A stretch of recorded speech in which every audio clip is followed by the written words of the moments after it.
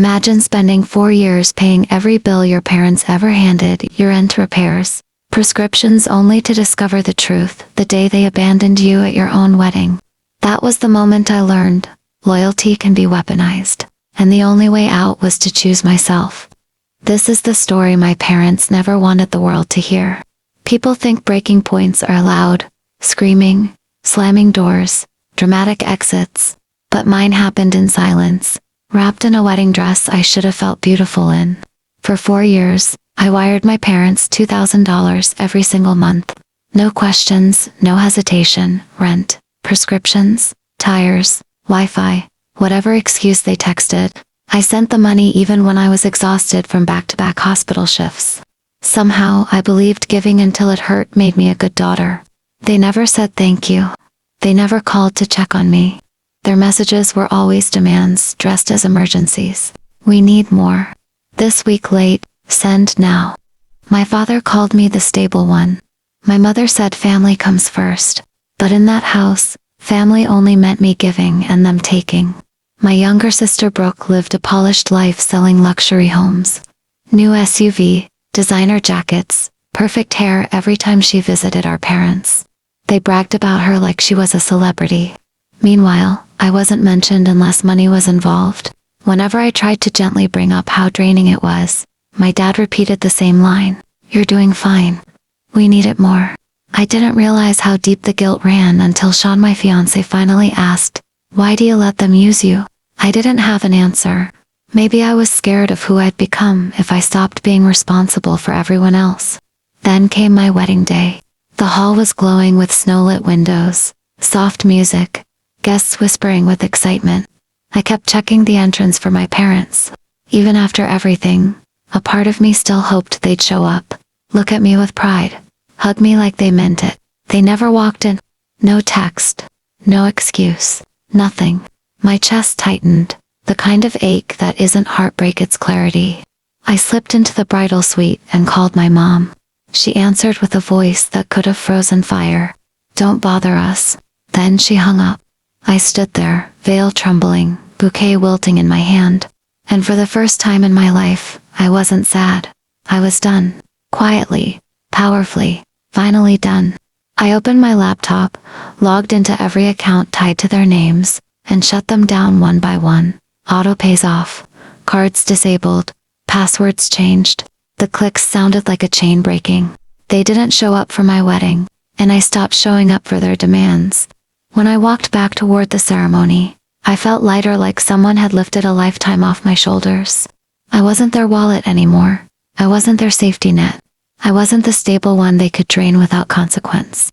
I was awake, and I had no idea the real storm was still ahead.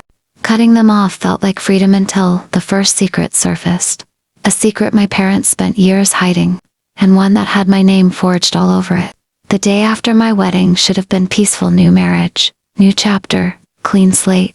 But instead, the universe delivered the first crack in the illusion I had lived under for years.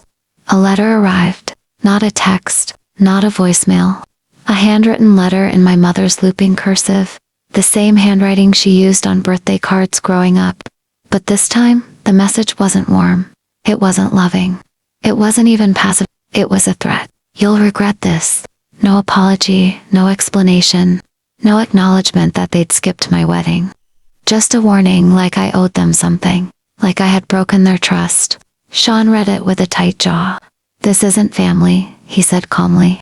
This is manipulation. I took a photo of the letter and sent it to Gloria, my close friend and the only attorney I trusted. She texted back in seconds. Document everything. Don't respond. Meet me tomorrow. By the next afternoon, I was sitting in her office downtown. The room hummed with fluorescent lights and winter tapping against the windows. Gloria pulled out a legal pad and made me write down everything, every payment, every auto pay, every emergency transfer I'd covered over the past 4 years. By the time we finished, the page looked like a crime scene, numbers slashed across paper, arrows linking dates, circles around withdrawals I didn't remember approving. This isn't love, Gloria said, tapping her pen. This is financial dependence disguised as obligation. And now that you've stopped playing their game, they're reacting. Before I could respond, My phone buzzed with another message. A bill. Another urgent request. No greeting, just expectation. For the first time in my life, I didn't reply. The silence that followed felt unfamiliar, quiet, but heavy. Like I had switched off a machine that had been running inside me since childhood. A week later, I drove to my grandmother Lillian's house. Her porch smelled of pine and lemon oil. She looked at me with eyes that carried decades of truth. "You're tired," she said softly. "Not weak, just tired." I cried without explaining anything. Grandmothers don't always need details, they just know. When I told her I had made a small, intimate wedding instead of a big one, she smiled proudly. "I would have come," she said. "I always will." Those words felt like warmth in a life that had been cold for too long. Then everything changed. My Uncle Stuart called from Missoula. His voice was nervous. "Careful. Candace, we need to talk about your grandparents' estate." Those words made my stomach drop. Estate. No one ever mentioned an estate. My parents certainly hadn't. He continued. "There's a trust. $100,000. Split between you and Brooke." I froze, cold, breathless. "And 2 years ago, 10,000 was withdrawn with your signatures," he said. My heart stuttered. "What signatures?" I whispered. "The ones that don't match yours."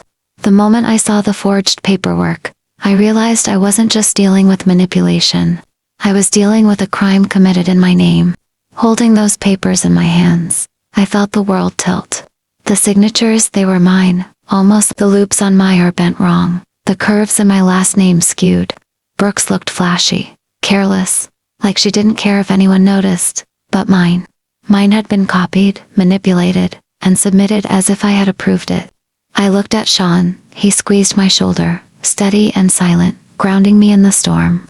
Gloria flipped through the statements, pen scratching across the legal pad like a drumbeat of evidence. "This is fraud," she said, voice low but firm. "We're going to file reports. Bank, police, restraining orders if necessary. Every transfer, every forged signature, every threat tit, all counts." My chest felt tight, the kind of tightness that only comes from realizing someone you trusted, your own parents, had betrayed you on every level. Betrayal wasn't enough of a word. It was deliberate, calculated, cold. Then my phone buzzed again. An unknown number. "Pay up or your secrets go public." The fear hit instantly, icy and rational. This wasn't just family drama anymore. It was harassment, intimidation, and financial theft. But this time, I didn't panic. I forwarded the message to Gloria. "Pattern," she said, like a detective marking a map. "We can use it." The next day, I went to my grandmother Lillian's. Her house smelled like thyme and lemons, safe and lived in. She put her frail hands on mine, eyes unwavering. "They planned for you," she said. "They trusted you. You earned this, not them." Her certainty was a bomb. Someone believed in me without conditions, without strings, without expecting money in return. Meanwhile, the investigation moved fast. Gloria contacted the bank, froze accounts, flagged beneficiaries, and started compiling evidence. Sean and I printed every statement, every threatening text, every email. We labeled folders, organized by date, type, and risk. The meticulousness felt empowering. For the first time in years, I felt in control. Then Brooke arrived. SUV door slammed like judgment. "You can't do this," she yelled. "They're drowning without your help." I showed her the statements, the trust documents, the forged signatures. Her face went pale. "Even if it's true," she insisted, "they still need you." "No. Stability isn't servitude. I wasn't their bank. I wasn't their emergency fund. I was their daughter. And love without respect is debt, not devotion." She left, slamming the door. I felt no triumph, only clarity. That night, Gloria confirmed we had enough evidence for temporary protection. No contacts, no financial access, no proxies. Every door they had tried to open in my name was closed. Every pathway to my life they had exploited was locked down. For the first time, the house felt like mine. Silent, still, safe. But the battle wasn't over. Free from their demands, I thought I was safe, but what I didn't know was that my parents had one more card to play. One last attempt to take what was legally and rightfully mine. Even after freezing accounts, changing passwords, and filing police reports, a part of me couldn't relax. Shadows of doubt lingered in corners of my apartment. Every phone buzz made my heart skip a beat. Every knock on the door, a jolt. Then came the last attempt. A teller called from the bank. Someone had tried to withdraw $2,000 from an old account. The ID didn't match. The clerk flagged the transaction immediately. It was subtle, quiet, almost polite, but it carried the weight of a threat. My parents weren't done. Gloria and Sean were my anchors. We documented everything, uploaded every threatening text, matched statements against account histories. Each pattern we traced was a line of armor against fear. Then the unexpected happened.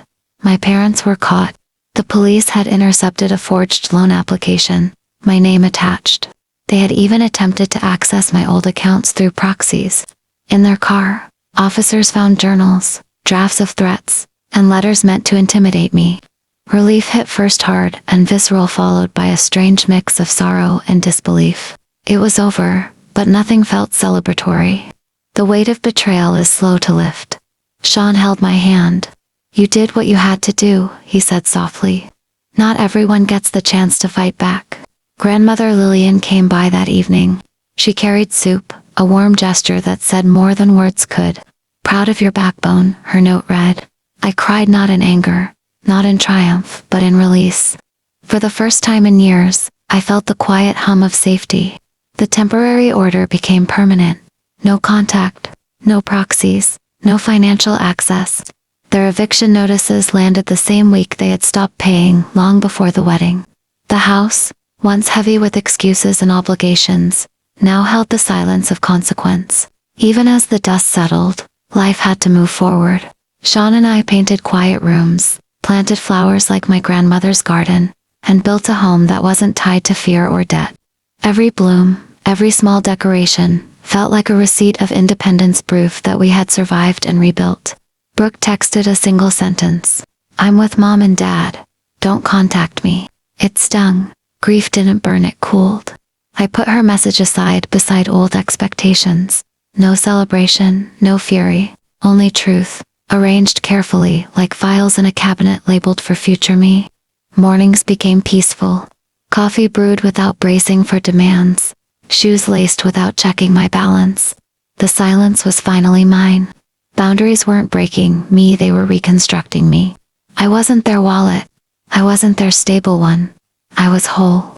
And for the first time in decades, I felt the depth of freedom that comes from claiming your life, your money, your peace, and refusing to let anyone manipulate it away.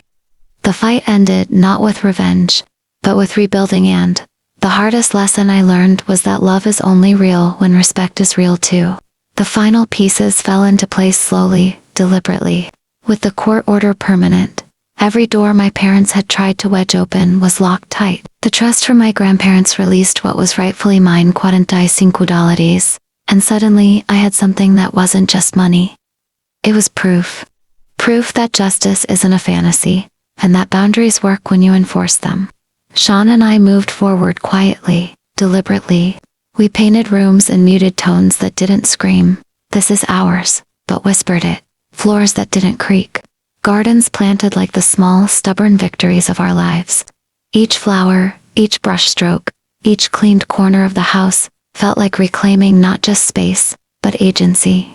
Brooke never fully came back. She chose loyalty to our parents over the truth. Her single text, "I'm with Mom and Dad, don't contact me," remained unread in my mind for a while. Not bitterness, not anger, just a clear understanding. I didn't need her agreement to be free. I started mornings with coffee that was mine alone, with shoes I laced without checking if I had enough money to cover someone else's bills. With silence that didn't demand I fill it with excuses. The house remembered me, not their expectations. Over time, I realized the most important inheritance from my grandparents wasn't the money, it was the lesson. Some people show love, some people show greed. The difference is visible. Boundaries aren't selfish. They're the walls that allow genuine love to grow. They allow freedom to breathe. They allow life to flourish. I finally let myself breathe in the quiet. Sean read beside me. Lillian hummed in the kitchen. I touched my grandmother's silver ring, a symbol of love that asked nothing in return, and I remembered who I was, who I had been buried under years of duty, and who I had rebuilt myself to become. I wasn't a wallet. I wasn't a safety net. I wasn't the stable one. I was whole. And freedom, I realized, doesn't come from what others give you. It comes from what you claim for yourself. Life didn't just go back to normal. It went forward. Every document filed, every frozen account, every stolen dollar recovered, all became a lesson in courage and self-respect. And in that, I finally found peace.